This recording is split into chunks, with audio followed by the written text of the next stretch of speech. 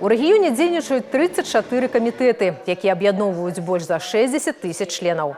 Ключавыя кірункі працы – реализация молодежных инициатив, патриотичное выхование, волонтерский рух. Наша задача сегодня действительно посмотреть все мероприятия, которые мы проводим, и дать им новую жизнь, новый формат. Но более важно сегодня, что мы хотим сказать и какой посыл дать, и в том числе нашим первым секретарям районных комитетов и нашей молодежи, что они не должны молчать на наших мероприятиях, они должны говорить о том, какой формат мероприятий им подходит, и говорить о том, что, возможно, и мы в свою очередь делаем неправильно, неверно, и что нас тормозит. Это очень важно, потому что Союз молодежи – это общественное объединение. Общественное объединение – это те люди, которые должны, в принципе, вносить, говорить и давать свои идеи. У цэнтры ўвагі не толькі дасягнутыя поспехі, але і вызначэнне стратэгічных задач на 2026.